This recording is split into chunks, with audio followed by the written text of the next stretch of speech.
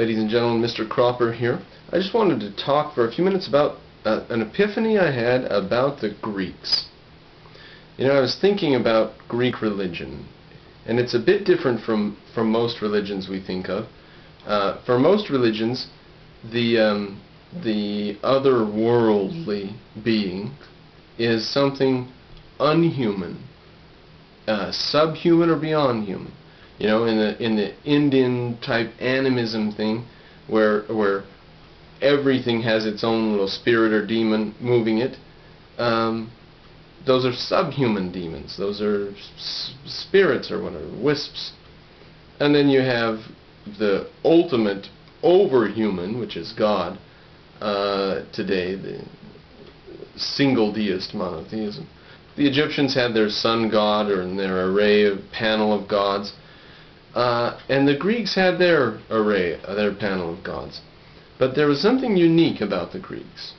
They viewed their gods as doing all the things that normal human adults do. They viewed their gods as having sex with each other, and even descending down to earth and having sex with humans. Having quarrels and fights and jealousies, overthrowing and murder and power struggles. King Kronos was overthrown by who was it? Zeus's father, or was King Kronos was overthrown by Zeus? I forget now. You know, it was all a scandal. Gods got overthrown. Zeus was not always the king god. Zeus was born out of Kronos' forehead, or were Zeus's children born out of Zeus's forehead, which is strange. But subtracting weirdness like that, the Greeks had a really fascinating religion, because their gods were big humans in the sky. Now, that point is interesting, that they basically couldn't imagine anything beyond a human, or more important or better than a human. The qualities they regarded as human were the qualities they regarded as perfect. You couldn't get more perfect than a human. Now, in order to make them gods, they had to have certain characteristics like immortality. But even then, they didn't have omniscience or omnipotence. So they were basically big humans in the sky. Fascinating point.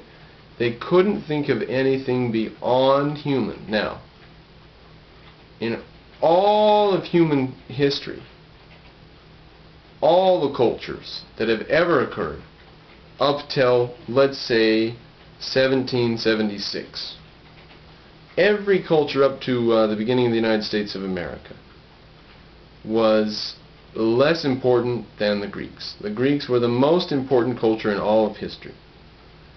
Even more important than the men who invented writing.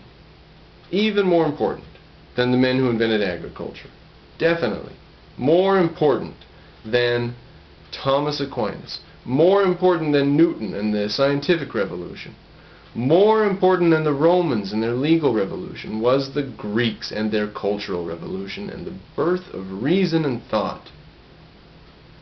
Now, the Greek imagination could not come up with anything better than a human, so they put big humans in the sky for their gods. And the point is that in human history, the metaphor fits very perfectly.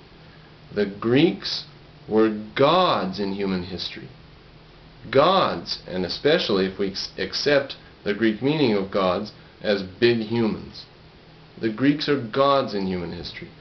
More so than most people have any clue, and some people really despise me for sending this message out, as I have done in some of my videos, saying how can you say the Greeks are more important than the people who invented bamboo pencils, and, you know, what, pull out any invention you please, and they say this is important, everybody uses this. The Greeks didn't invent it. Nah. The Greeks invented 90% of the stuff that we pursue in the modern world. Nah.